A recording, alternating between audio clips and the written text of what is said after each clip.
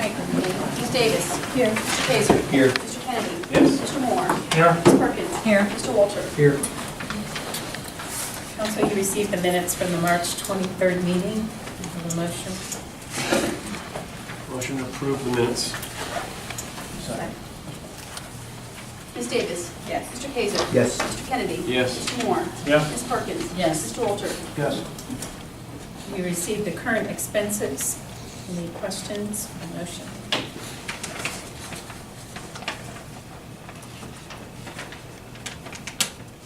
Motion to approve the expenses. Second. Ms. Davis. Yes. Mr. Kaiser. Yes. Mr. Kennedy. Yes. Mr. Moore. Yes. Ms. Perkins. Yes. Mr. Walter. Yes. We're going to jump down to reports. If you have an agenda that has Pleasant Valley Fire Department on there, that's going to be another time. I don't have much to report. I would just tell you that I'm meeting with 2 or 3 developers right now, so there seems to be some activity that we'll see. I don't know yet. Signing the papers for the Valentine swap on Friday, so that'll be done, and he has indicated he's been contacted by several entities interested. So from that perspective, I'd really like to get moving on the TIF if we can.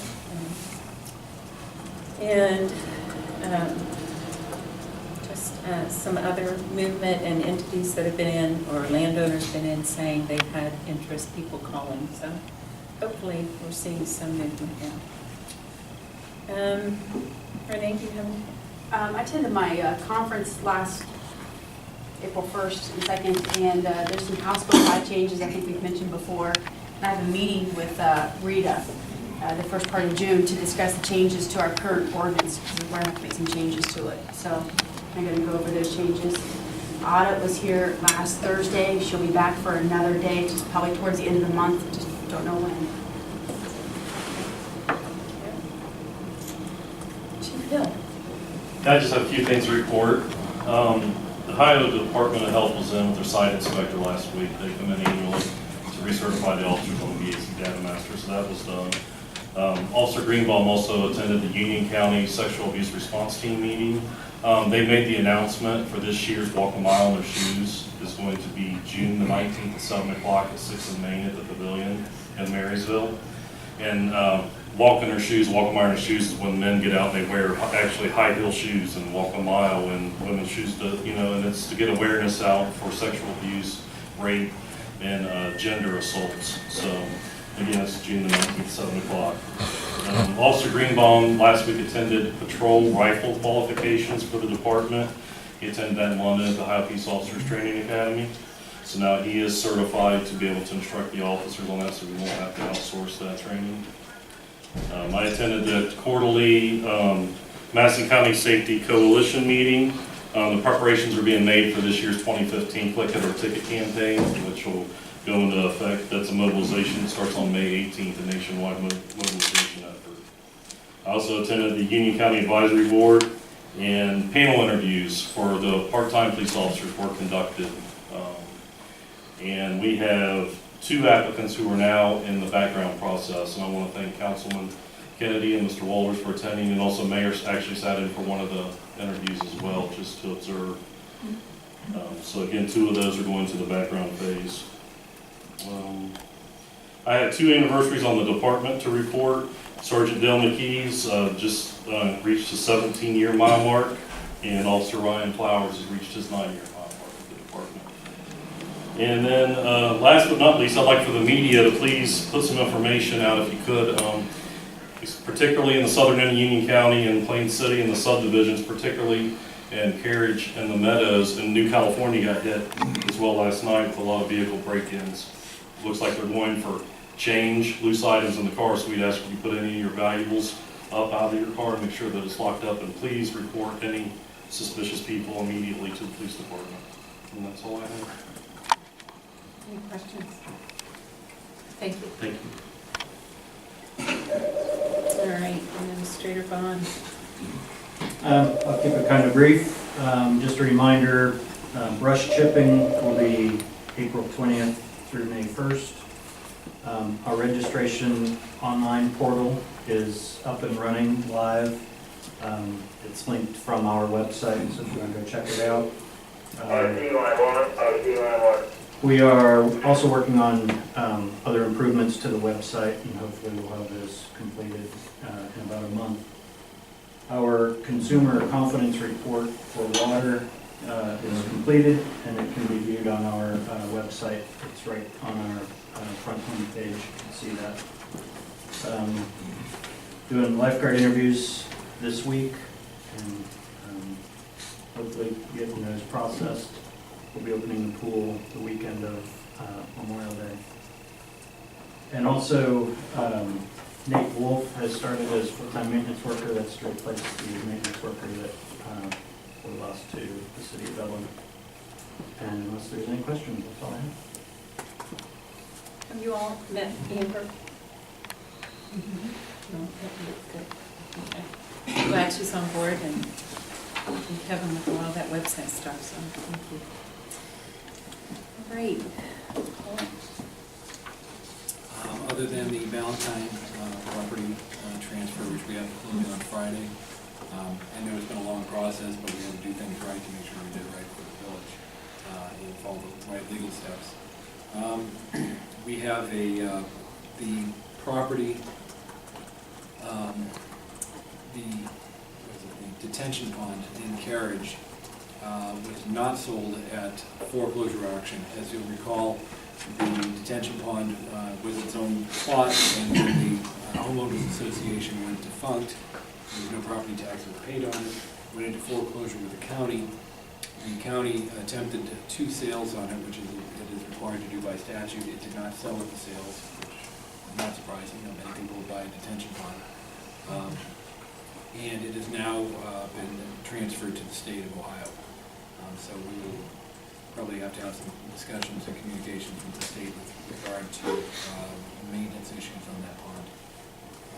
So that'll be the next step.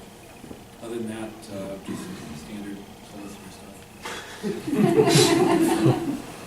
Okay, thank you. President Pro Tem.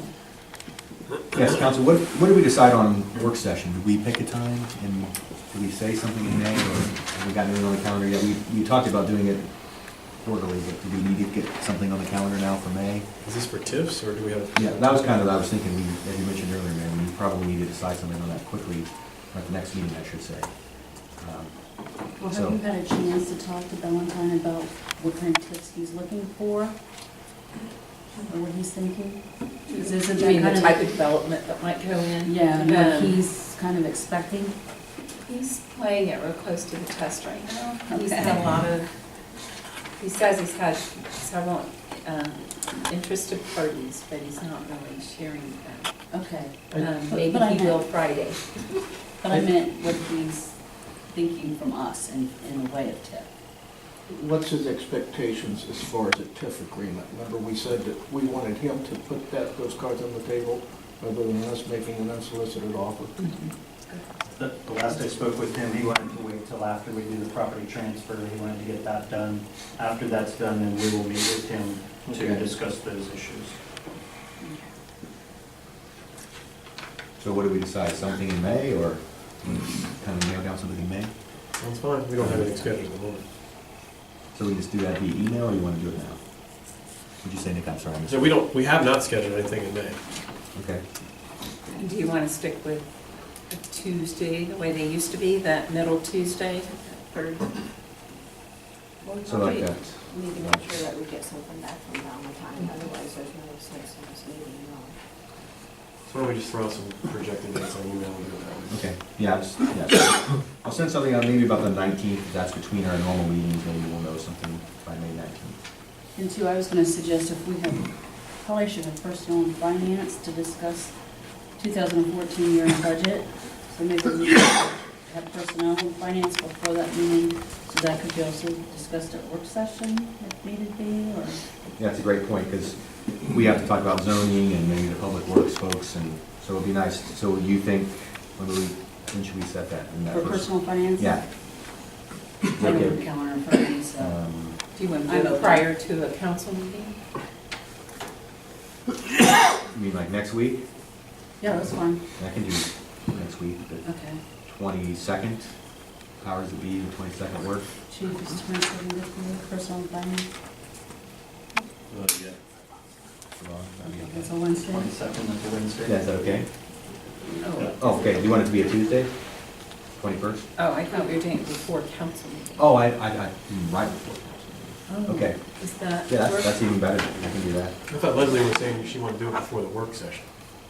Yeah, at least before work session, Yeah. but it doesn't matter, as long as it's done. So, We Where can- So you think directly before our next council meeting, like at 6, we can meet it here? Is that what Sure, you're saying? as long as we have enough time. Mary, you think that's good? yeah. I think 6 that's- o'clock on Okay. 4/27. 4/27. Are we meeting here in this building again? Wait, is that one? Oh, that's April, okay. So April 27th, Okay. 6 o'clock. I can't come to the meeting. You can't come to the. Why don't we have it at Chuck E. Cheese? That's where I'll be. We'll have it for We'll be you. here. Okay, so we'll have it here at 6 o'clock. Okay, Okay, and that's all. great, thank you. Planning and zoning. We meet on Wednesday. The other one is down on new business. BZA? Anything? Does that mean? No, we have not met. I've only done it once. I even looked the right way. You did, I'm like, wait, well, last time we did, you looked at me for somebody that wasn't mine, so. No, we have no need to meet. Okay. CIC, Kevin, anything new? No. I think I had a meeting, yeah, the 22nd is both CSCs. All right, Hart? Yeah, Parks, we did meet last week. We were continuing our discussion on our development of our master plan. I didn't tell you last time, but we broke the master plan discussion into 9 different segments. We started with campgrounds last time. So our second segment, last week was the pool, but before we moved on to the pool, we had a couple of things we wanted to tie up about the campgrounds, and that was an issue that Kevin had there, and I can let you explain it if you'd rather. But as I understand it from Kevin, there were some issues, or there are some issues currently with some water lines that need repaired, which will cost approximately $6,000 in the park. Something to do with the pump, or can you tell us what that is? Sure. When the water line was originally installed at the campsites, the yard hydrants where the campers hook up to is actually in the site itself, so it makes it very difficult. As we rent those sites, you can't put a camper on some of the sites, so we're losing some revenue by those yard hydrants being there, and it affects about half of the site. So in an effort to clean that up, we're going to have new water lines. There was also those yard hydrants, we had 4 of them that were bad that we needed to replace. They're about $140 a piece to replace each one. The way we did it, we ran the pipe straight up a 4x4 post and put 2 faucets one faucet on each side, whereas with the old yard hydrants, you needed to have flies and diverters and things like that. And the new system, that post, the water line and the valves cost us about $35 each time, each post. So over time, we're going to see the savings come back to us. And they shouldn't break like the yard hydrants do. They typically freeze and snap. It's just cast metal, so it snaps pretty easy.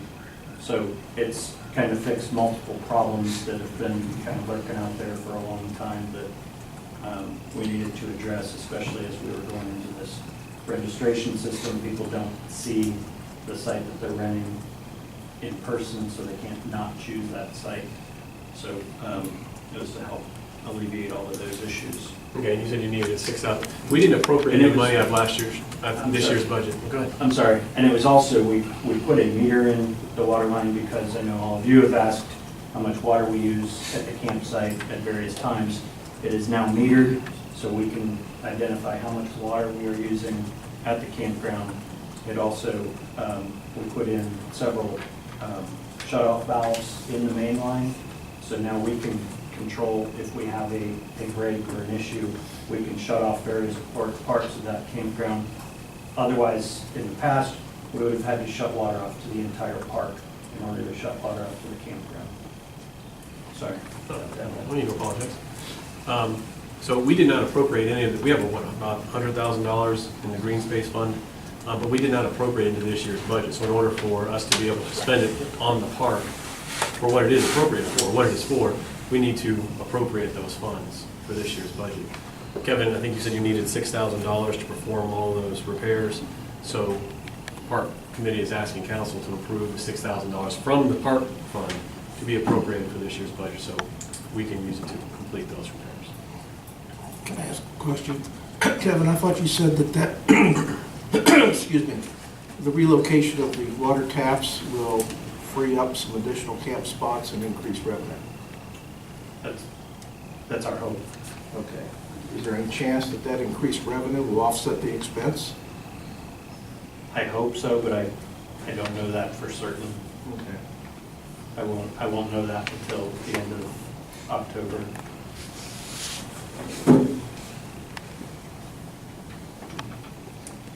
What's your thoughts, council?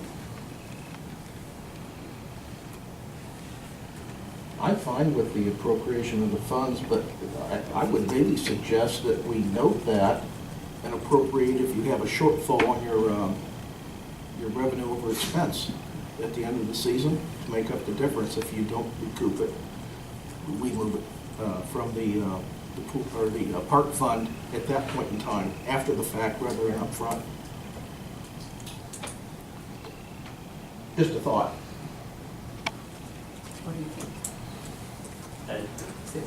Yeah, I don't know if I'm going to hit that mark or not. And our hope is we're going to have better revenues with everything that we've initiated this year with the online registration and opening up some other sites.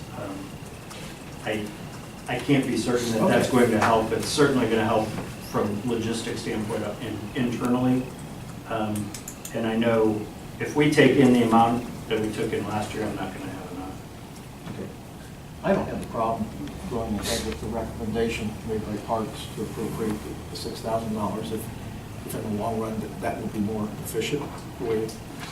If you end up with excess revenue, I would hope maybe you could refund that to the park fund after the fact. So I would rather do that way. I'd make a motion to accept the recommendation from Parks to appropriate $6,000 out of the park fund for Green space. Well, yeah, green space fund for the water.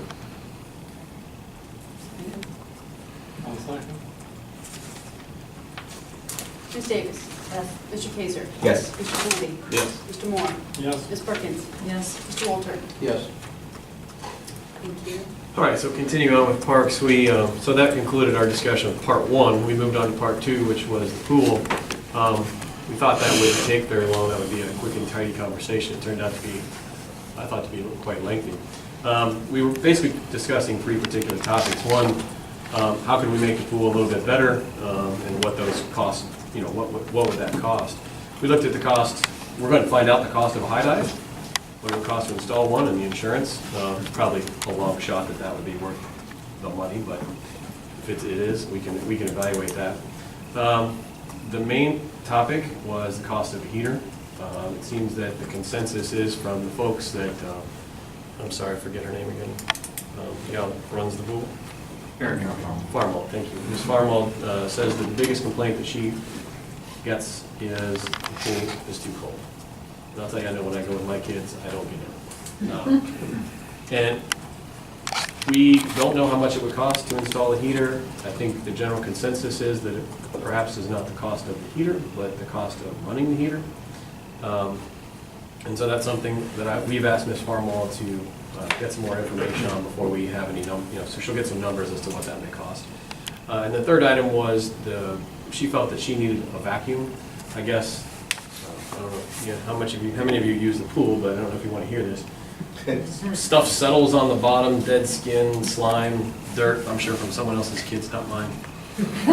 And that requires them to go in there with, a vacuum by hand, which is, I guess, a very labor-intensive process, several man-hours every day that she needs 2 lifeguards basically dedicated to that for a couple hours at a time.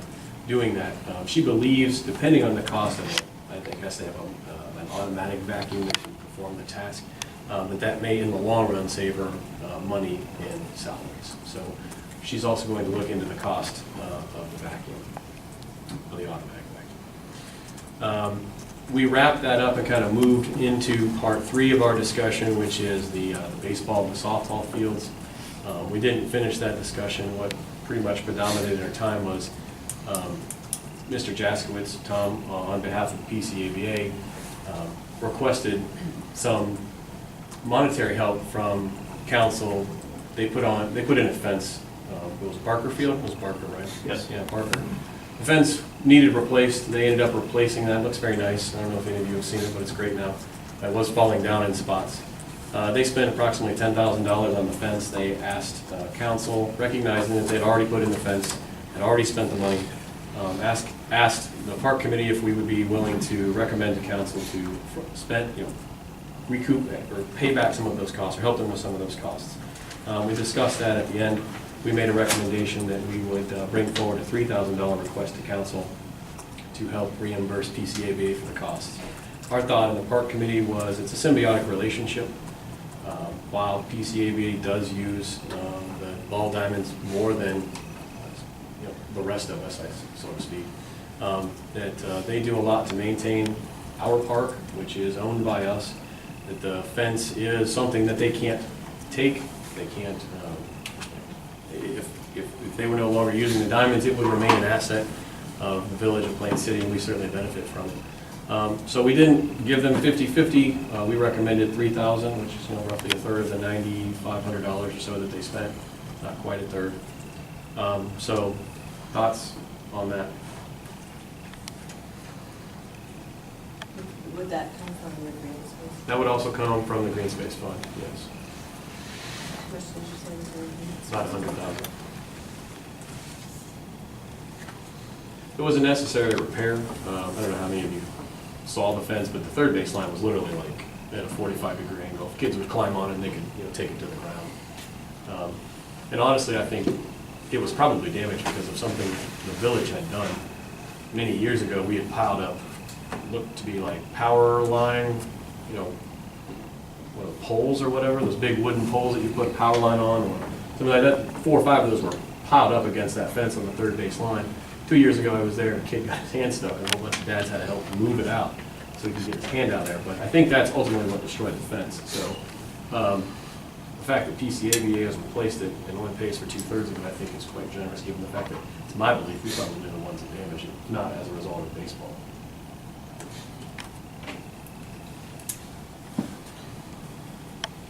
We've heard 3 recommendations. I'd like to see the other 6 and any dollars associated with that before making a decision. Well, it's not, you mean the other 6 parts? Your 9 parts.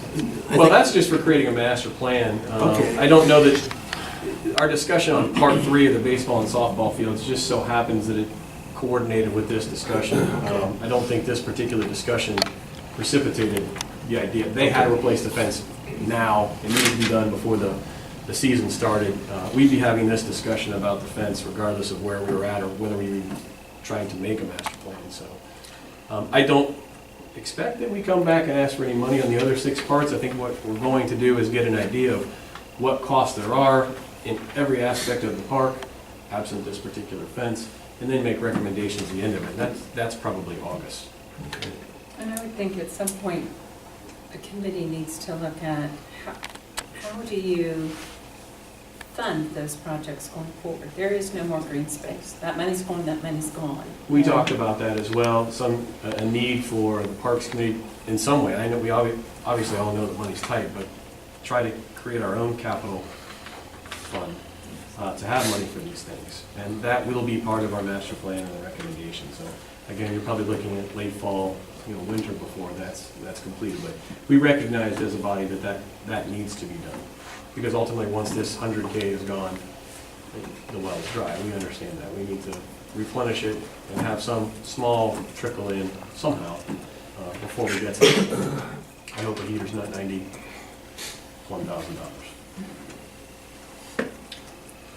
Any other thoughts, concerns, questions about a $3,000 fence? I guess just maybe a deep question is, like, so who owns the fence now? Do they own it or do we own it? Oh, we own the fence. It's our fence. It's our fence, they put it in for us. Something happens to the fence, we've got it insured. So it's our fence. Yep. They just pay for it up front. And as Tom put it, the fence had a retail value of about $17,000. They managed to have a company provide some basically free service or equity in putting the fence in. So it only cost them less than, I think it was $9,500. I don't know if you know anything about that transaction, but. Yeah, I don't know, I know that at the junior high, we put a fence in, there was just parents, and I forget where all, I mean, we paid for it out of, I think it was out of PCABA funds that we paid for the actual posts and the concrete materials, but the parents just all kicked in. There's a bunch of us that went out there on a Saturday and put the fence in. So I imagine that's the same thing that happened at the park. Yeah, so I think that saved them about $8,000 is what Tom said. So. Any other questions? Jim, questions? How come we need to appropriate the $3,000? Leslie, what do you think? Well, I mean, I love the baseball park, and of course, I don't have kids that play. I have a grandson I hope that will play. But isn't the baseball park its own self, its own entity? Wasn't it formed by a group, came from a group? You guys raise your own money to self-suffice. Is that correct? I mean, historically, I don't have that Has knowledge. Plain City Baseball ever had village funds? I know the way Have they always our- been on their own? If you read our, the contract that we have with PCABA, I may not quote it correctly, but I'm going to try to remember it. They're responsible for replacing anything that they basically cause through the use of the fields. But Okay. the village is required to replace everything else.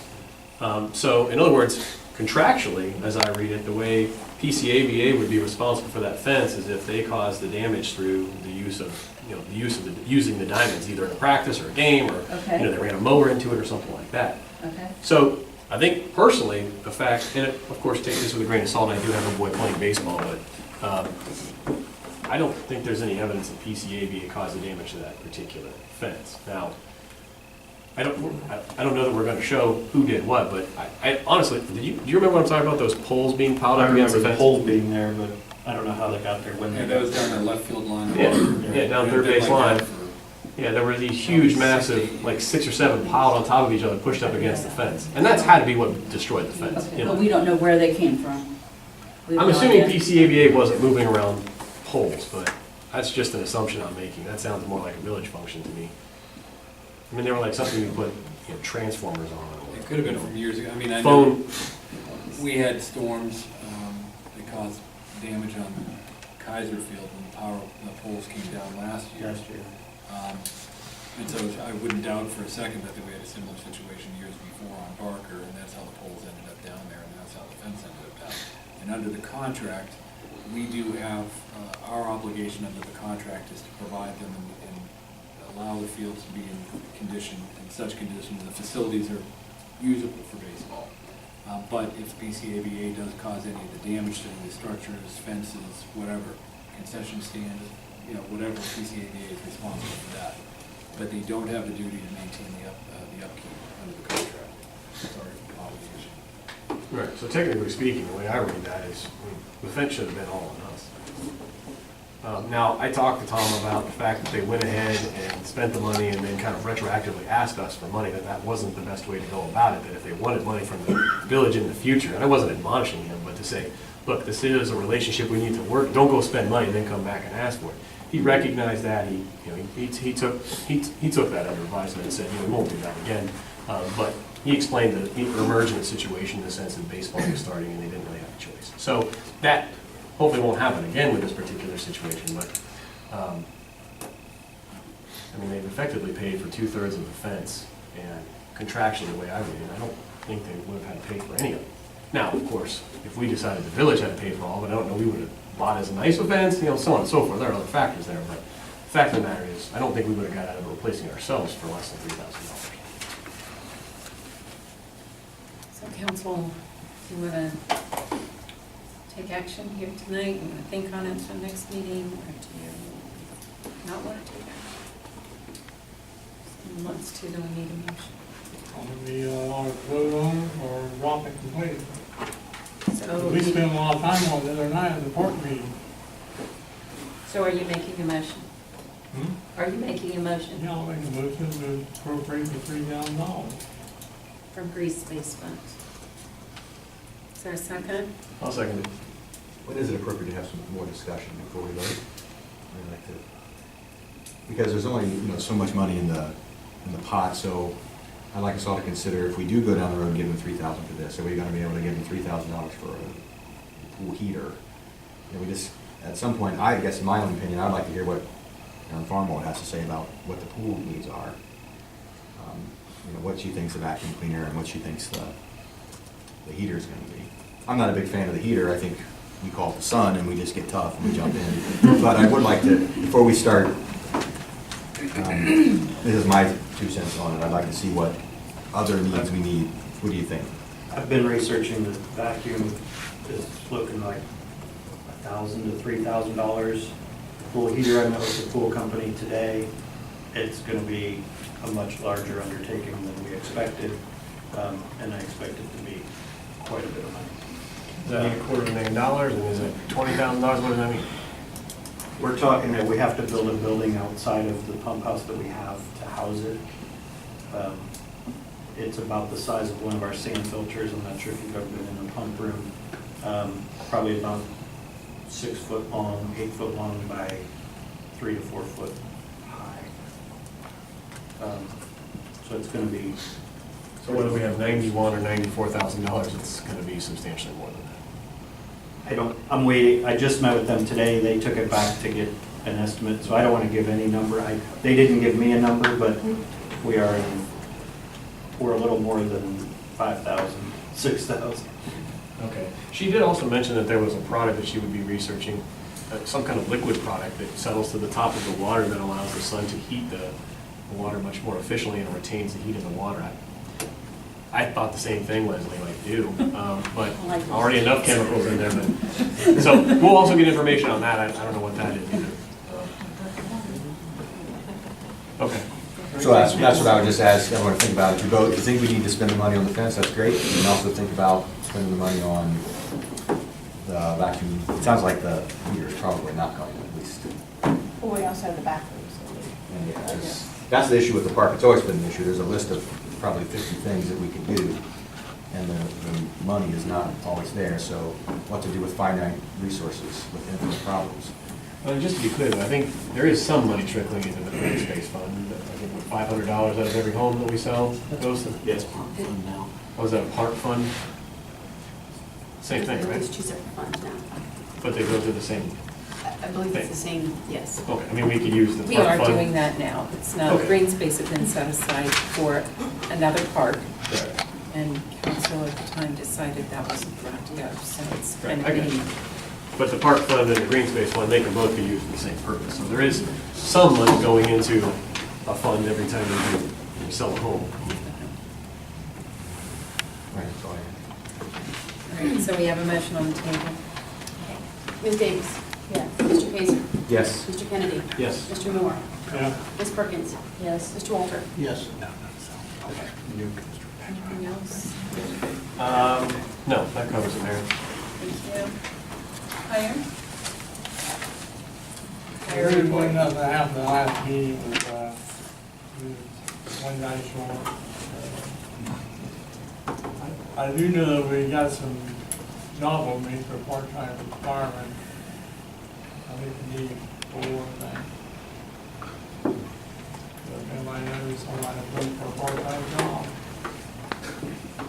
All right. Thanks, Jim. Anyone here want to report FEPCO? Well, May 1st, we have Night at the Races. What? No, May 1st, coming up, Night at the Races. I'm not sure what the date is for the seminar, the building restoration seminar. April 21st, I believe. April 21st. And I think there's information on that on the website. Our next general meeting is going to be May 21st, the library. Last I heard was the library. Do you have anything, Julie? Well, it is not April 21st, so I don't know, I don't have it on anything. We will be at Heritage Day, passing out information, and I don't know what all else we're going to be doing, but we're going to be at Heritage Day, which is on the 16th. Rain or shine? Rain or shine. Or Hope it's sleet not or rain snow. like last time. Rain or shine or mud. Do you have an update on the amount in the clock fund? I don't have an exact amount. It's in the neighborhood of about 16,000 right now. I got asked to speak for the third grade class at Kansas City Elementary this week, or Friday, last Friday. I spoke to them and they asked about the clock, and they have decided that they're going to do a fundraiser. I let John know earlier, but the third grade class for Kansas City is going to do a fundraiser to help fundraise for the clock. Okay. Any schedule on that, when it's gonna come down, or? We just had a clock tower meeting a couple weeks ago, and matter of fact, I just talked to somebody before coming here. We're gonna try to get it down late April, early May. We're trying to get all of the crane and the hay wagon and all that together, but hopefully very soon we're going to get that done. John? Yes, ma'am. Is there, can a photographer maybe be coordinated with this whole thing of bringing it, taking it down, and so that we have some historical pictures of what transpires? Maybe? I wouldn't see why not.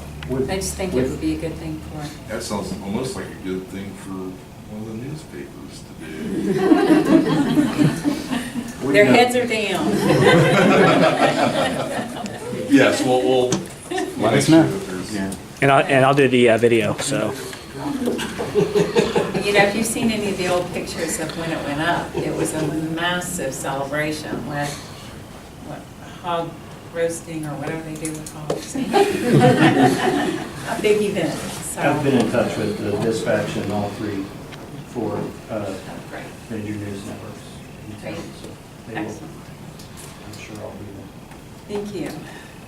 All right, council, moving to old business. We have the second reading of Resolution 1115, selling of public works equipment on gov deals. Move to pass the second reading of Resolution 1115. Ms. Davis. Mr. Kaiser. Yes. Mr. Kennedy. Yes. Mr. Moore. Yeah. Ms. Perkins. Yes. Mr. Walter. Yes. New business is the rezoning request for 315 North Chillicothe. Yes, an ordinance approving rezoning of parcel, whatever the number, from business 2 district to residential 3 district, and it's ordinance 2-15.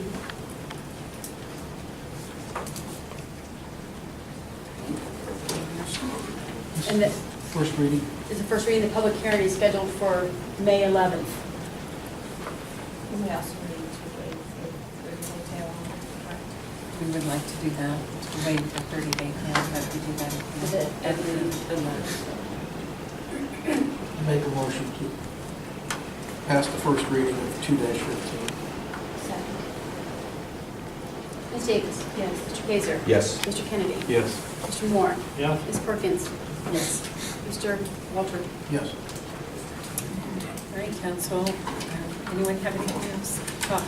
I was contacted by the Lions Club. I believe the gentleman's name was Bob Brumfield. Baldridge. No, I'm sorry. You're right.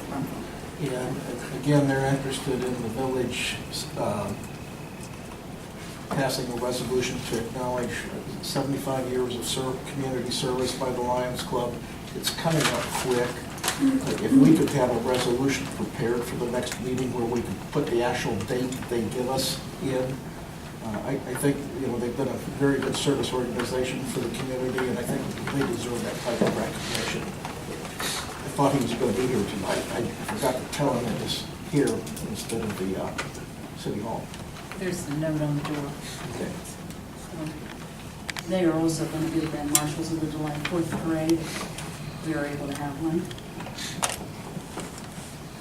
Okay, so if you're all in agreement, would you have Paul draft that for us?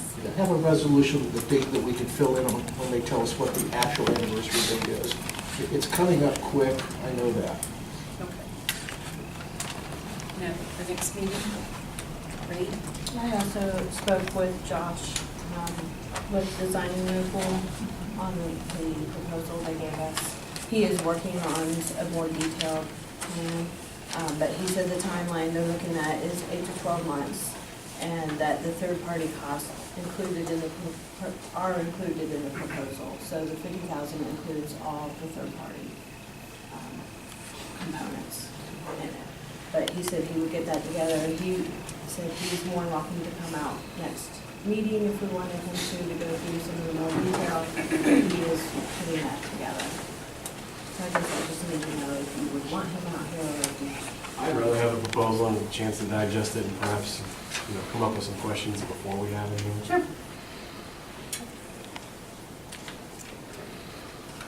Anything else? Yes, I'd like to bring up the charging for parades again. It's my understanding that's still going to happen. I called Marysville, I called West Jeff, and I called London. And each place, Marysville has 4 parades a year, West Jeff has 3, London has 3. And each place I talked to, I asked them if they charge for parades. Each person didn't understand what I was asking. And I told them what we do here, and each place pretty much just laughed at me. So they do not charge for parades, for any parade. Marysville has Christmas, July 4th homecoming, and a balloon rally. West Jeff, their Oxford Parade, Christmas, July 4th. London has Strawberry, July 4th, and Christmas. And in fact, West Jeff gives each organization that puts on a parade $3,000 for their event. So with that in mind, it's something I don't think we need to be doing. So I'd like to get your thoughts on that. I'd like to make a motion to stop that policy. It's just not right to, especially charge the Legion $350 to put on their Memorial Day parade that doesn't take 15 minutes to go down the street. My point of view, it's the same thing I articulated before, which is as long as we treat everyone the same, I don't have a problem. So, all or nothing. But I would second your motion.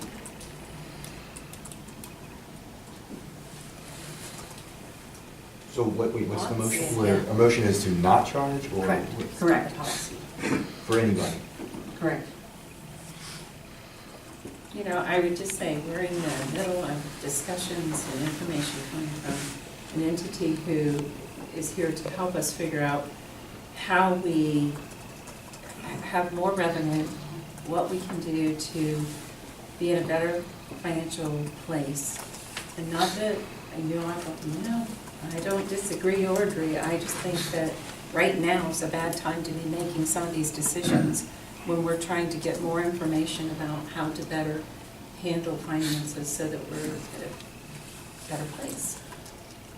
I've got a concern about it being an open to anybody that wants a parade. There can be some costly parades that are highly objectionable, and I don't want us to be in a situation of saying it's for free.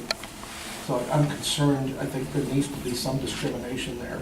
An example, what if the KKK wanted to do a march in town?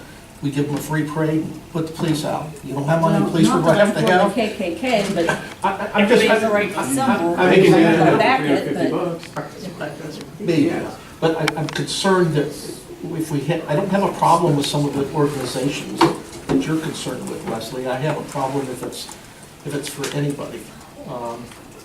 Well, parades currently are for anybody, as I understand it. We can't discriminate as it is. Any organization, whether you find an objection, want to pay $350 and parade down our streets.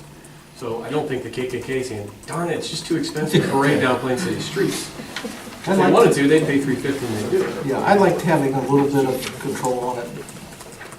Well, I mean, I still believe you'd have to file a permit, but I just don't see when we're spending, we spent $11,000 for camper software. But we're charging veterans $350 for a parade. Campers don't live in Plain City. I'm talking about things for the citizens of the village. Parades bring business downtown.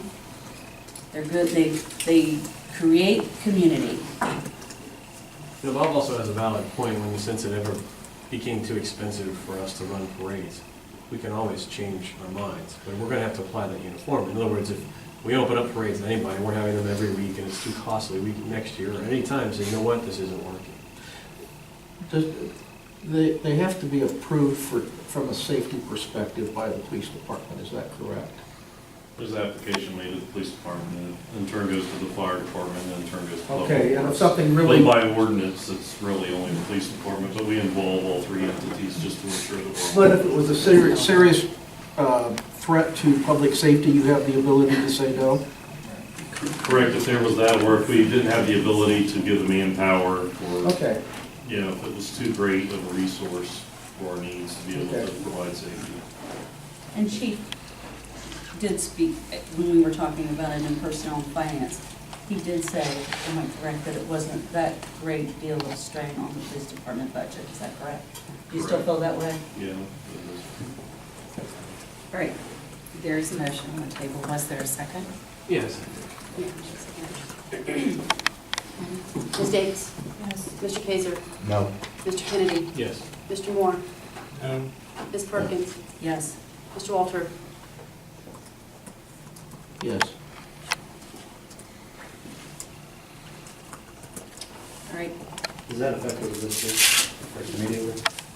We collected money to We have refund. collected money.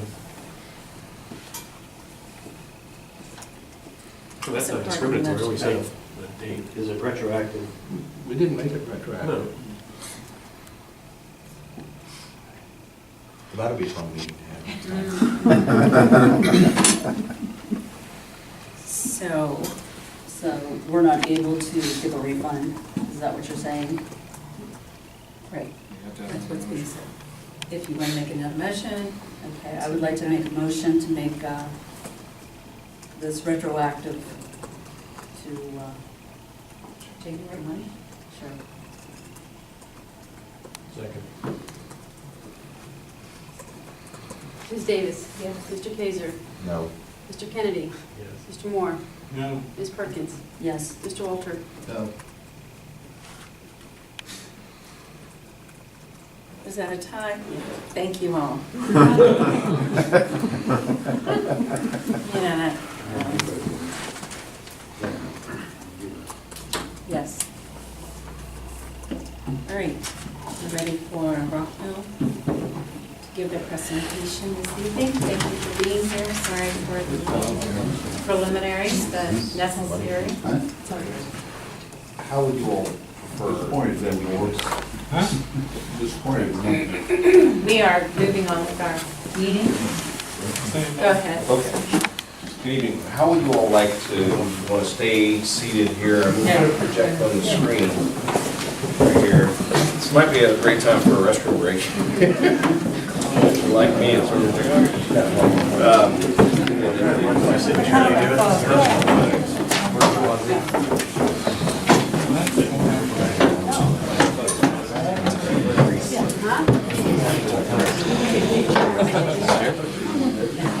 Somebody back there.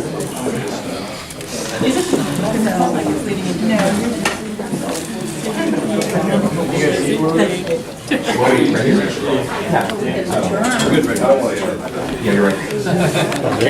Yeah. Into the second meeting of our series of meetings that we planned for the village. We actually have added a meeting to the process so that we can really provide for you some complete thinking. Our presentation, sort of the information we're going to go through tonight, is intended as much for council as it is for your community, so that the community and the council and the administrators can can really have an appreciation for the challenges of running a government. And our experience is pretty deep. I've worked with a lot of communities all over the state, and you learn a lot when you work with communities. Part of our initiative is to ultimately sit down with you and go through your financial performance. We talk about how you spend money, and when you spend money, and where you spend money. But before we get into that, I think it's important that I give you kind of a primer or just kind of an overview of the process of spending money. And tonight is a perfect example of the process. We've seen decisions get made today about spending money and the challenges that come along with making those decisions. And so we see this take shape in a number of different scenarios across the state. It creates sometimes challenges and emotions and all these things that make it difficult to govern. But it is part of the governing process, and you can't avoid it, but you can improve on it.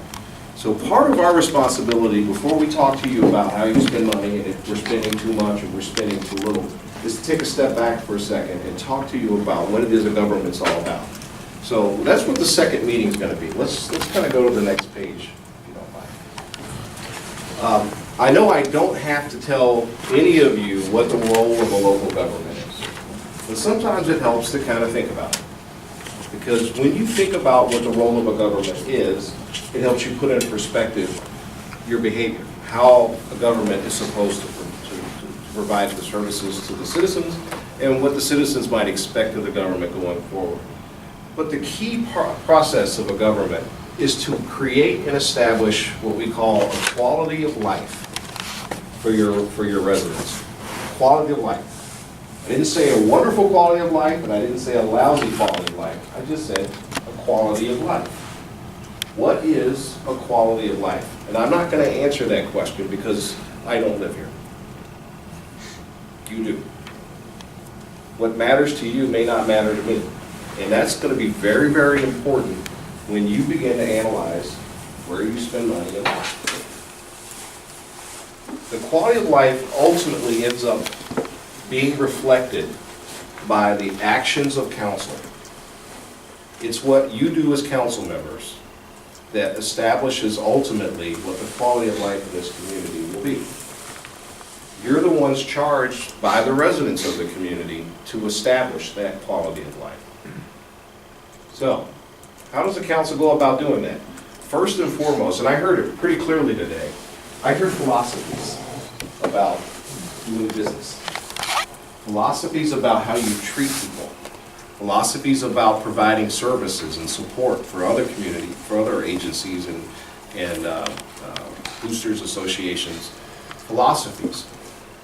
Your philosophies are what ultimately affect your checkbook.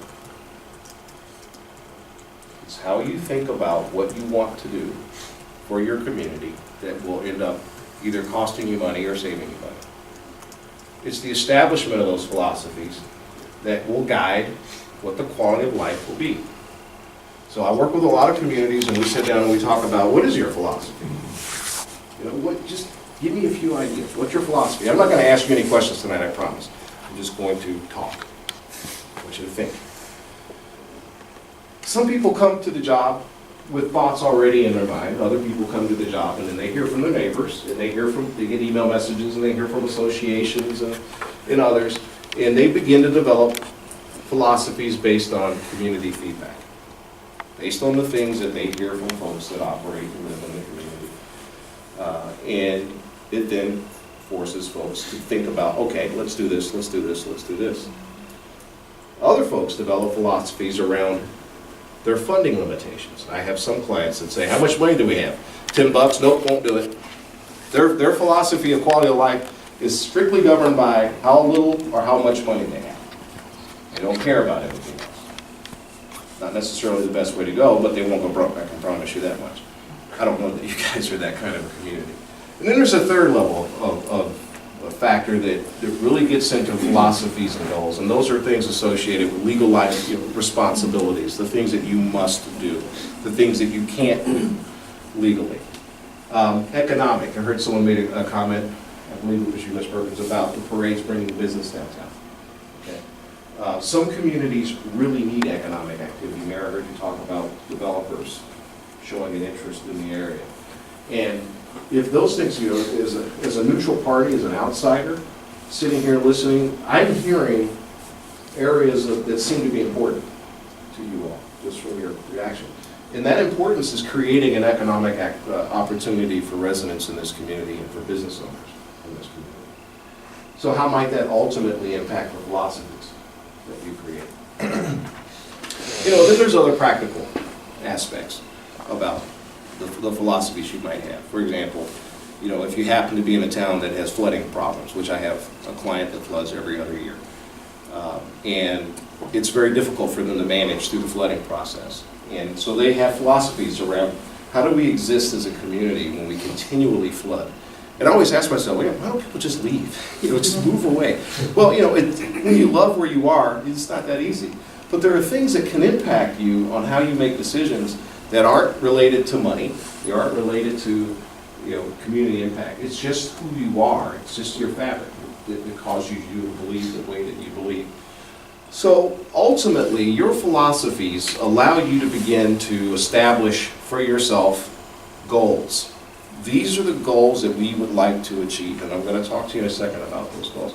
But that's, in a nutshell, how governments typically operate, how they typically exist and provide leadership for the people that live in their communities. That leadership ultimately culminates in the provision of services, you know, and programs and initiatives, things that you can do to make the community nice. A swimming pool, for example, sounds like a very, very wonderful service and initiative, and it seems to have a high priority. That's another thing that we're going to talk about today, is priorities. What is most important? What isn't most important? Should we change what's important during the course of the year? Should we stay committed to what's important for at least a period of time? But how you perceive what's important and the approach to prioritizing those has a direct impact on how you spend money and when you spend money. But once you identify the services, the programs, and the initiatives that you have to put together, governments in their true nature is elected representatives of the community. You have to turn the responsibility of trying to achieve these things to meet what the community is interested in meeting to trusted administrators.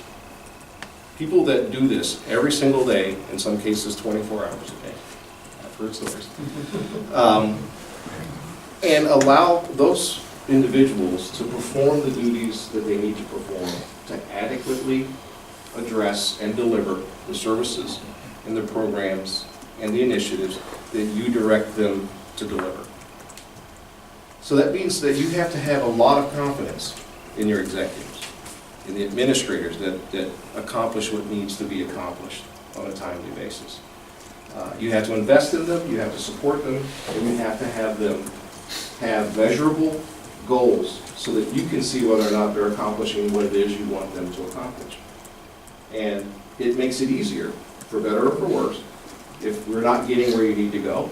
It allows you to make the changes that you need to make in order to get to where you want to go.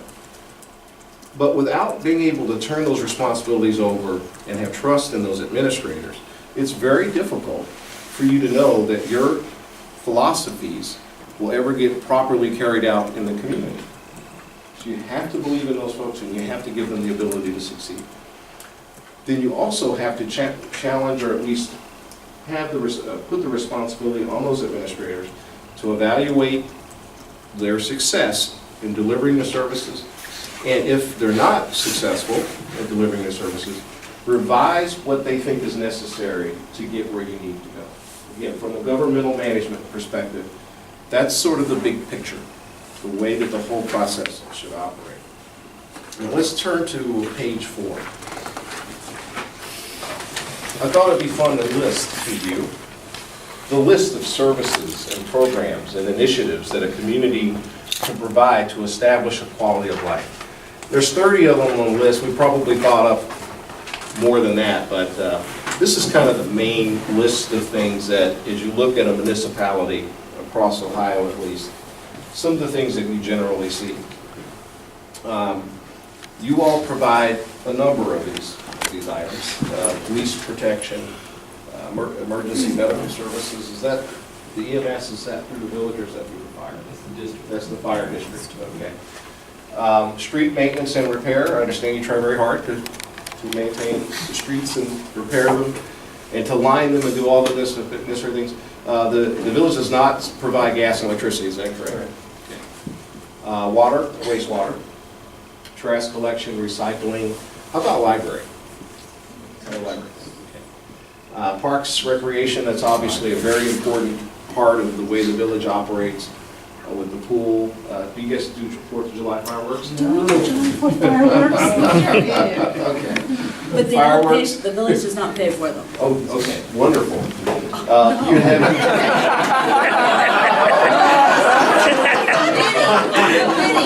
Two raises the money for the fireworks. Write that down, write that down. Write Not that wonderful. So you have a whole list. You have your celebrations, and we were talking about the parades just a bit ago. And beyond the parades, you have other festivals, things of that nature that the village. But nothing that the village does on their own. Okay, very good. It's all separate. So, so that some villages do and others don't. It kind of creates sort of the landscape of the things that the village provides. Airport, I'm not sure you've been that ambitious, you guys don't. We used to have one. Did you? Yes. Okay. Administration. Some people laugh at me when I talk about the administration being a service, but the reality is that the people that work for the village are the ones that are interacting with the community, that are communicating and connecting and helping the community appreciate what it is the village is actually trying to do, or in some cases actually doing. So your administrators, to a degree, are your customer service representatives. They're the folks that touch the people in the community. And so we go on, electric charging stations. We haven't gotten that fancy yet, have we? Okay. I won't go into it. Internet access. There are some communities now that are looking at providing wireless, Wi-Fi internet connections. You do have it? A few. Okay. And so, they're beginning to provide their services. Facility maintenance. It may sound strange, but to the extent you have residents that have to visit your facilities to pay taxes, to pick up recycling bins, to do whatever, those facilities that they go in and out of, and where they interact with your employees, to a degree, the care that's taken to make those facilities nice and approachable is a bit of a service. You feel better going into a place that's clean and safe and steps that aren't crumbling versus some place that's hazardous to go into. And I've been to a few places that are hazardous to go into. But your facility maintenance is, to a degree, a bit of a service. It's also nice for your employees when they can work in a facility that is warm in the winter and cool in the summer. So that becomes important. Theaters, museums, and operas. Do you have an opera house by any chance? Do you? Because a lot of older communities around Ohio still have them. They don't use them anymore, but they still have them. But there's a handful that find some way to put them to use within the community. And it's a nice service. Transportation, no busing, no transportation services. Senior citizen services, you alluded to looking at senior, well, we're going to talk a little bit about how what you provide as services can change over time. When we talked before about kind of the aging of your community and how rapidly you've grown, overall, you're still a fairly young community. What was the average age? It was like 38, 36.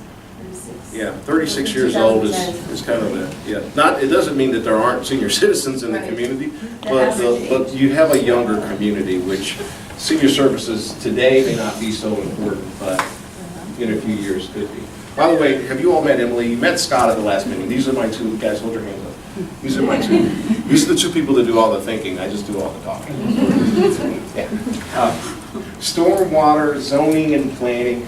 And the zoning and planning is another thing too that most people don't understand fully as a service, okay, until they have something built next door to them that they don't like. Then they go, oh, wait a minute. I happen to live next to the Rock Mill Brewery. I don't know if you guys know anything about that place. I like it. Does it play with But that? maybe other neighbors aren't so keen on the fact that they have a brewery next to them. Zoning and planning comes in handy. Again, these are all things that matter. Health and wellness facilities. We're starting to see communities now look more at creating health and wellness facilities, clinics, and where citizens can get flu shots and things of that nature as a convenience. Most people, if they have a Walmart or a Walgreens or something like that, you can do that. But they're now looking at health and wellness services, community improvement and beautification, opportunities to help downtown look better, to make it more attractive for small business development, to go into neighborhoods that have homes that have either been abandoned or are in bad shape, and provide services to help clean up those homes, clean up the yards, to ultimately support the value of real estate in the town. There are communities that are doing that. Obviously, street sweeping, landscaping, trash pickup, lawn care, sports programs, and facilities. We're seeing more governments go into helping out with improving facilities, maybe not necessarily building new facilities, but we know there are a few that have considered it, and you never know. It could be something that the community finds valuable. Cemetery services, economic development and job creation, and we talked a little bit about that earlier in here. But becoming a little more professional in that regard and a little more directed might be a benefit in helping you develop your philosophy. Mayor's Court, I understand we got rid of Mayor's Court, right? Don't have that anymore. We won't go into any more details. Community communication services, and what I'm talking about there is really the ability for residents of the community to know what's going on. What access do we have? What services are you providing me? What are you doing to help improve the quality of life that we have in this community? Right now you have a website, and we understand the website's getting better. And better. Right. Yeah. Do you provide a newsletter? Working on that. Right. Do you have a Facebook page and a Twitter account and social media that's also actively used? Robocalls. How about robocalls? The ability. Okay. These are things that residents, depending on where you live, appreciate. The ability to understand what's going on, when it's going on, how much it might cost. For example, if I wanted to learn today how much it costs me to have a parade in the village, tomorrow, how would I find out about it? I'd have to go on your website, get the minutes, and read the minutes from the website. So I'm going to still be living under the thought of I got to pay $350 to have a parade. Now that's a small example, but it might be important to you when you do certain things that matter to a large part of your community, that you have a way for them to know other than knowing that they have to go to your website and read your minutes. Because reading minutes can be really boring. You do it all the time.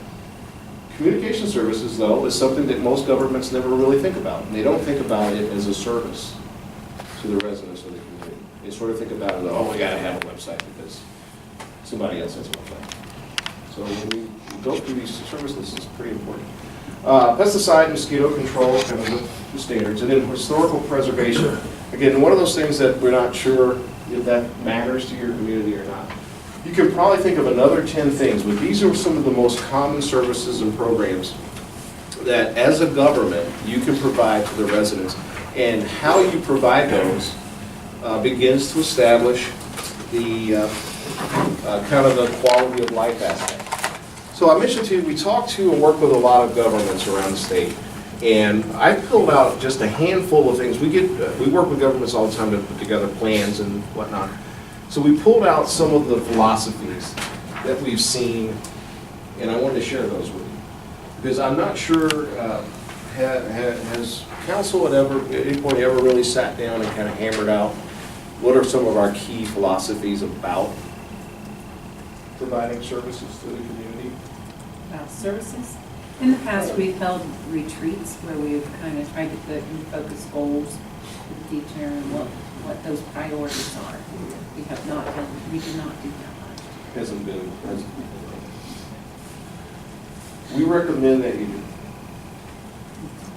We recommend that you spend some time together and you think about just who is it you want to be. Because who you want to be has an impact on how you spend money. For example, you just who you want to be, but it's just a process that you go through. So these are examples. Provide responsive government services. I don't know what that means, but that's what I got from one of my clients. Continually seek ways to improve and expand infrastructure. That's a little more clear for me. Continually improve and expand infrastructure. Manage growth responsibly. Another good one, especially if you're a growing community. So you don't want to get, in essence, you don't want to get out ahead of your growth. You don't want to borrow a bunch of money and strap people that are here today with paying for debt for residents that haven't moved here yet. One of those kinds of things. So you want to be careful there.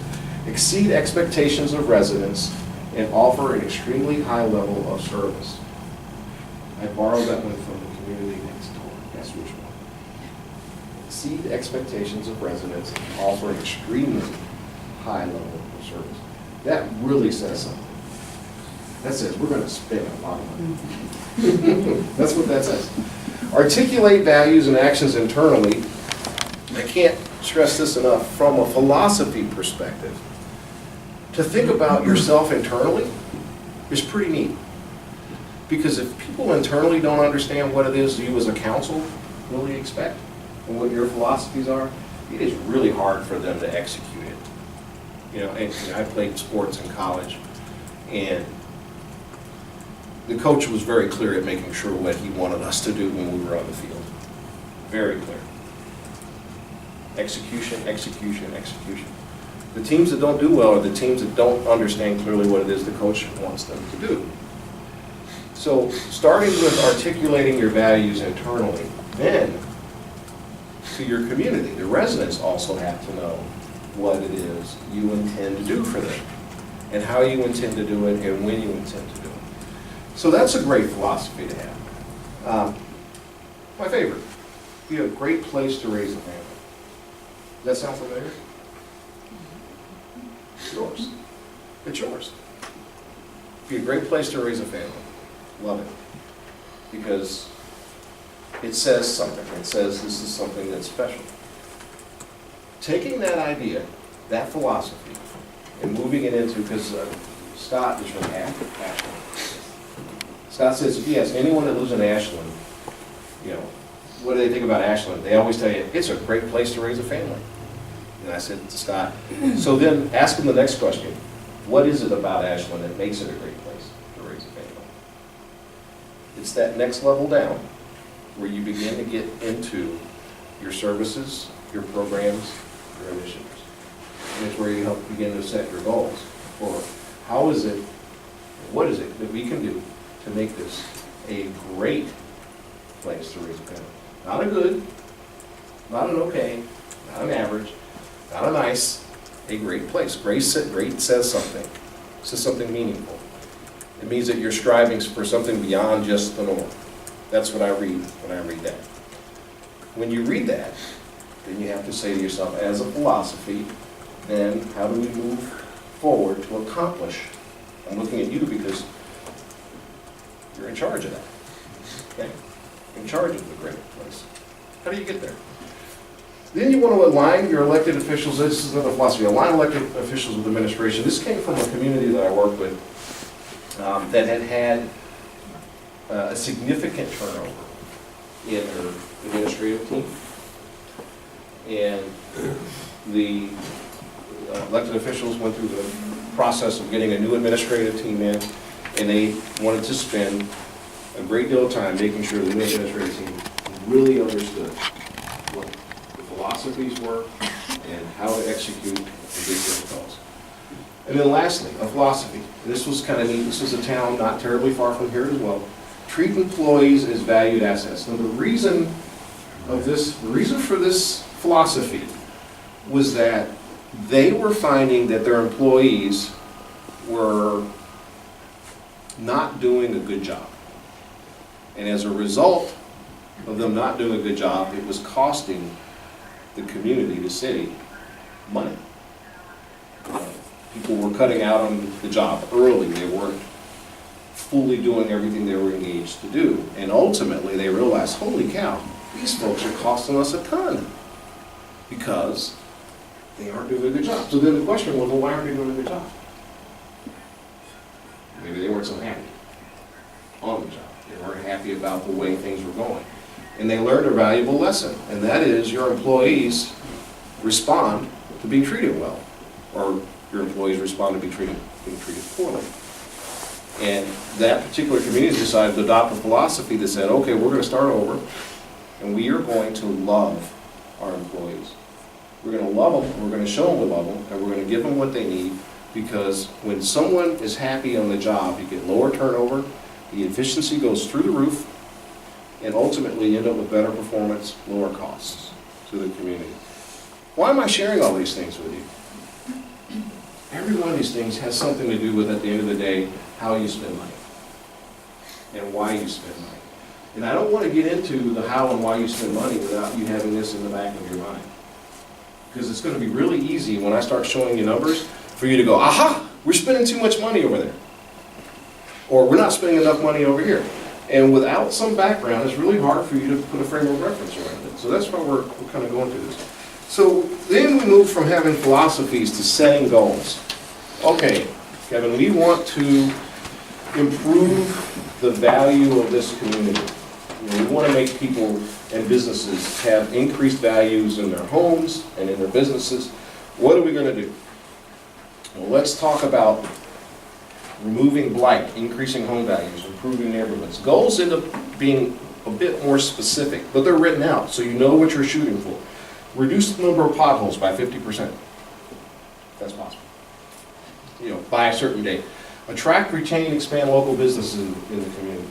And set targets for that. How many? 1, 2, 5? Whatever. What's the number?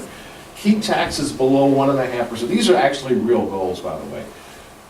This is not you, if you guys are aware of. But there was a community that was starting to inch up, but they wanted to set a goal that they didn't increase their income taxes for a long time. And when you do that, you have to actually sit down and think long and hard about how do we spend money to make sure we don't go beyond a certain number. Receive national recognition for excellent safety services. There are communities that actually set goals, the chief knows that as well, where they want to be recognized. They want to win awards for excellence in services and protection, things of that nature. I don't know that you all have anything like that. Increase the use of grant funds for capital improvement by 50%. Match resources to desired outcome. And so on. Replace 100% of the oldest water lines by the year 2020. We happen to have a client that has water lines, I think we talked about this, that are made out of wood. And I believe, you guys still have some wood water? We do. You do not. So you're not that old. But being able to get to those things and setting goals gives you a direction. It lets you say, okay, here's what we're going to do. We're going to promote economic activity and spending by encouraging visitors to come downtown. And it makes it easy when the time comes to say, okay, what things can we do to do that? Let's get rid of the fee for parades. Let's make a contribution to people who want to bring parades. I'm not saying I support it, I'm just saying these are ideas that come out of this kind of a process. So that when the time comes, you don't necessarily guess about why you're doing what you're doing. It fits into what an objective might be to do that. Or you look at it the other way, and that is downtown doesn't need more people. The roads are terrible. We can't have them. We've got to keep people away. So let's make the parade fee $1,000. All right, so let's move on to actions. This is what I was talking about. So actions, change, pick up on pensions is more for schools, funding the land bank with $50,000. Tonight we talked about spending. Let's say, for example, I think I heard you guys roughly spend $10,000 tonight with the potential of spending another, who knows. Somewhere down the line, you were gonna have to say, and we'll talk about this shortly, is it better for me to spend $50,000 over here or over here? Which is the best place for me to spend 50? If I only have 50 to spend, where should I spend them first? And let's say somewhere along the line you decide that investing in clearing blighted property and things of that nature is a higher priority than the swimming pool. Then it will help you establish very quickly, so you don't have to have a lot of debate. We got 50 grand. Where do we need to get that money? We need it to be over here or over here. And this is, again, not me being critical, just as an observer. This is how, you guys aren't by yourselves in the way that you talk about money. It's like this everywhere. But I think as you go through this process, if you adopt something that helps you step through it like this, it will improve the efficiency of how you get there. So there's a host of other things. Growth management through moratoriums, impact fees, design standards. You can adjust levels of service to maintain community expectations, meaning you can either reduce some of the services that you're providing that the community really doesn't care about, and we're going to talk about that in a second, or you can expand services for things that the community really does care about. The key is care. What is it that the community cares about, and how do you figure that out? So anyhow, last one, this particular community hired a facilities and infrastructure manager to help accomplish a number of things. The primary responsibility, the primary thing that it did, is that, especially in smaller communities, single individuals wear multiple hats. Sort of jacks of all trades. You've heard that phrase before. The problem with that, when taken to an extreme, is that you end up with a very underperforming individual that can't possibly do everything well. And in most cases, they don't do anything well. So when they're overwhelmed, and that costs you money. My job is, at the greatest job in the world, my job is money. How do we save money? How do we perform better? How do we become more efficient? One of the first things that you could do is take the most important people in your process of operations and free them up to do what they do, as opposed to bogging them down with multiple responsibilities. Okay? Because it costs you money, and it impacts the quality of service and ultimately the quality of life.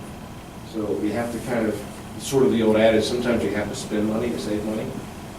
And I have this thing I write down, I tell people about, it's called saving money is costing you millions. It's the truth in some cases. You can cut things in the wrong places and cost yourself a lot of money in the process. All right, so moving on to the next page, we have those factors influence growth. I want to take a little time to talk about this because we are going to get into the numbers somewhere down the road, and you're going to be rubbing your head going, geez, we're spending a lot of money on that. Because I'll compare you to other communities like we did in the first meeting, except we're going to do line item comparisons. When I say, okay, you spent $10,000 on toilet paper, and a community the same size as yours with the same number of employees only spent $5,000 on toilet paper. Why are we spending? You didn't really spend that much on toilet paper, but why are we spending more on toilet paper? And again, that's why we go through this. These are the primary factors that influence the costs of things that you spend money on. The number of services that you provide to your community is the number one driver for the things that you spend money on. The number of times a service is provided is also a factor that you don't sometimes think about. Now, there are some things you have to provide 24/7, like police protection. You don't necessarily have to, but in your case is kind of your staffing. Sometimes it's more, sometimes it's less, depending on the time of day. Is that right? Is that true? I'm sure not everyone would love to hear that, but it's a reality, correct? Okay. So the number of times that a service is provided will influence the cost. Number of residents that take part in the service, so those receiving the service, for example, back to the senior citizens services, which we don't provide, but other communities do. They may provide services that only benefit a small portion of the population, but those services cost money. So we have to think about, when we're doing certain things, is it benefiting all of the residents or just a small handful of residents? And is that a wise choice? Should we spend $10,000 a year to only satisfy 10,000 people in the community, or not 10,000 in this case, let's call it 1,000, when you have a population of 4,000. Yeah, 5,000. 4,800. Right. So we will ultimately get to a position where we begin to evaluate that. Evaluate, does it, somebody mentioned the baseball, in athletics in the fields. And you mentioned that you don't have people Children playing ball. Children playing ball. And so you may or may not be in the majority. And the question is, should we spend $3,000 or whatever the number is when it benefits the minority or the majority or whatever the case may be? But it's important to think about it. It's important to develop for yourself kind of some rules to follow as you go through the process. And again, it helps you figure it out. The number of employees and or facilities required to deliver a service in the community is really one of the key cost factors. Number of employees that required to do a service. And we were talking earlier about, an example, a good example might be that there are two communities, because when I show you like, okay, you spend X amount on salt and snow removal, and I compare you to another community with the same number of roads, the same miles, but their cost is lower than your cost. And so you go, wow, we're spending an awful lot on cleaning roads. You got more snow? Right. Or maybe you got the same amount of snow. See, this is the fun of this part. Same amount of snow, same amount of roads, but your cost is higher. Why? Okay, it could be that you had one or two more drivers that were needed to clean the roads. Well, why is that? Same number of roads, same amount of snow. Well, maybe the truck that you use to clean the snow has problems. And it takes two drivers, two people, or 1.5 to keep it going when the other community has a brand new truck that runs just fine. That's just one example. I used the more exciting example earlier. I had the Dave Comley 2000 truck that could not only use one driver, but it was twice as fast as the truck in the other community. But sometimes when you begin to evaluate, why am I using more people to do that versus someone else, can help you see, okay, do we need to prioritize our spending differently? Maybe we should invest in a better machine to do something. Or a better employee to do something. Facilities required to deliver a service. Everybody understands, obviously, that the more fractured a community comes from a delivery perspective, the more expensive it is. So when you look at distribution today, UPS and FedEx and all, especially in this area, we're very familiar with warehouses, large warehouses. I bought something from Barnes & Noble the other day. It wasn't Barnes & Noble, Amazon. It wasn't 24 hours. The thing was sitting on my front porch, and a drone didn't deliver it. It came from a truck. Why is that? Because these guys have these warehouses that are centralized, and they can ship things out instantly and create efficiencies.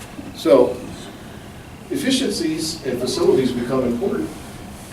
The more fractured you are, the more expensive it is to do business for a lot of reasons. And that particular aspect of quantity, having more instead of less, is a cost factor. The amount of assets required to deliver the service. So again, do we have more roads, more water lines, more sewer lines? What are those things that come into play? How many more do we have to have? To the quality, this is on the personnel side. Years of service. Typically, you spend more money for folks that have more years of service. Higher educational achievement, a verifiable past performance, meaning they have demonstrated the ability to perform well in the past, and you want to compensate them for that because hopefully they'll continue to perform well for you in the future. And maybe they have a multiple skill set so that you have people that can do more than one job. Why is that important? Well, why are we paying someone so much money? Because that person might be actually worth 2 people. There's a few of you around here. I've spent my time researching. This is an incredibly efficient town. I've told you before, you're efficient. Part of it is that you have people that can do multiple things. They're not just, one shot and they're done. The challenge, though, is that there's a point at which people can't go too far with it. It becomes too challenging. So you want, the quality aspect drives the cost aspect. Durability, now we're moving into sort of equipment and facilities and things of that nature.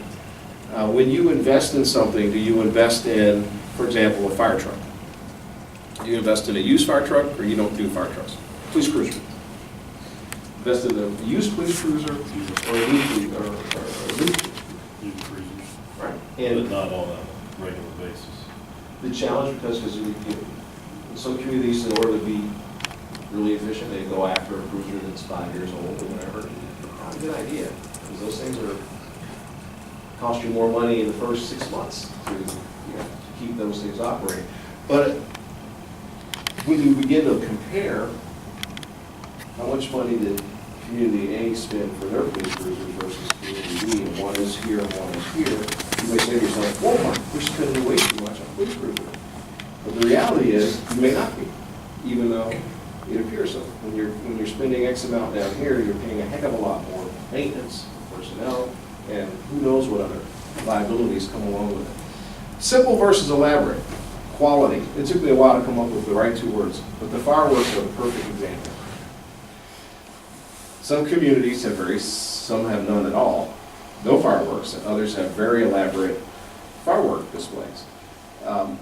But one or the other creates a cost associated with it. And the benefit of the fireworks to the community, the quality of life, could be very important, be highly important. So the key on quality is, do you look at spending simple, used, or do you go more elaborate, and what are the main reasons that you do that? The last thing that will impact your commodity, your costs, will be what we call commodity and timing costs. Such things as fuel, supplies, chemicals.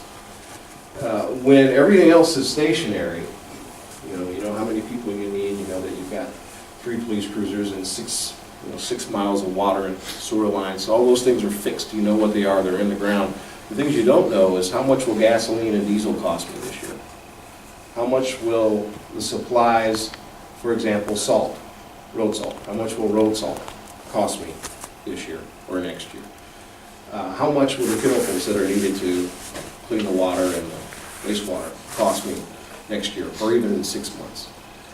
These are things that you have very little control over, but you have to be able to respond to during the course of the year and be prepared for that. And it can come into measuring how much money you're spending for certain things. So when you get to the point of going, oh, we're spending way more money than we need to over here, keep in the back of your mind that all these things are going on. And then specialized expertise. There are certain services that you provide and have to provide that require people that have specialized training. Okay? Obviously, if a legal counsel, solicitor that represents the village, you don't have someone that's a finance person doing that. You have a lawyer that's doing that. When you need specialized expertise, it becomes a cost factor in bringing them in. And then lastly, urgency. How quickly you need to do something can change the cost of that particular item. So this is important when it comes to planning for the future. We know certain infrastructure issues here that are ticking time bombs, where today everything's just fine, but we don't know for sure how long it's going to be before you have a problem, a major problem with water or sewer or something else. And when it happens, it's sort of like buying an airplane ticket tomorrow to fly to Hawaii on Thursday versus having bought that airplane ticket 6 months ago. Okay? The timing at which you sometimes need to spend money for certain things can have a dramatic impact on how much it costs you. So being able to plan ahead and make sure that you can buy your airplane ticket 6 months in advance will potentially be a key for the factors influencing the costs. Back to prioritizing. Beginning to say and establish your philosophies and your goals to kind of get some structure and organization for how you spend. We talked about it before. It's what it, you're ultimately providing what it is the community would like you to provide. How do you get there? So starting with getting input from the community, and you can do that a whole host of ways. I mean, number one, you live here. So you just go talk to your friends and your neighbors and do what you need to do. And that works really well, except that just keep in mind that your universe is much smaller than you think it is. Most people don't really know or interact with you, except for those people that are around you in your universe. So you have to go broader than that. You have to find ways to reach people that you don't generally talk to, and get input from them. Some communities use surveys. Some communities set some things up on their website where they can get feedback in from the website. I took a quick sheet and looked at the community water quality. Consumer confidence. Yeah. So what's the purpose of that? That's to let people know what is going on, or is it inviting feedback? It's mandated that we have to provide that. It's our water quality, and Okay. if we've had any violations in that calendar year. Okay. So does the community otherwise know to find that information other than just randomly going onto the website? We try to make it known. Okay. To- Yeah. So That's a great example of how do you begin to get some feedback, and begin to understand from the community how they feel about it. Because I took a quick glance over, there are some things I was like, probably good to know about these things. But the feedback will help you all sit down as a group and kind of say, okay, we've learned that people in our community, these are examples again, these are things that are important to them. They want to make sure that the community remains accessible and connected to regional amenities. They can get in and out of town easily. That's what that means. That the community stays viable from an economic perspective. And, the old saying is that homes are where jobs go at night. You ever heard that one before? Yeah. It's true. Homes are where jobs go at night. Staying economically viable is pretty important to a lot of communities. A healthy and safe environment, making sure the community stays that way. Improving recreation, that seems to be a common theme anymore. I mean, the country is becoming more and more health conscious, and more residents of more communities are looking for those recreational opportunities. And then the ultimate, keep taxes low. Give us all these things, but don't charge me for them. That's the hard part. How do you do everything and not keep taxes at a point where people feel like they're getting too high? But the word low is a relative term. And it's amazing how someone can spend $300 a month on their cell phone bill, but they can't spend $2 a month on their water or their sewer. And it's a matter of priorities from their end of things. But it's also a matter of our ability to communicate the value of what they're getting for what they're paying. Okay? And governments haven't done a very good job of doing that, of actually communicating that this is what we're doing for you, and this is the benefit of what we're doing for you, and the value of what you're doing. But you can. But keeping taxes low will help you kind of align your philosophy with your goals, and then meet the community's expectations. So inventory, services, programs, then rank by priority. So what we basically mean, this is again back to prioritizing. Go through everything you do, every service you provide, every program you provide, every initiative you're providing, and this really ties in with the way the conversation went today. And ask yourself, do we have to do this? Is it mandated? Is it required by law that we do this? Yes or no? Do citizens depend on it? Yes or no? Which was the example? Well, we talked, and I'm not picking on any particular thing. The purpose of this is to just get your food for thought. Swimming pools. Is a swimming pool mandated? Yes or no? No. Do citizens depend on it? Maybe. Depends, but probably not. Is it self-sustaining? Right now. Barely, $500. Right. Will there be a change in demand for service?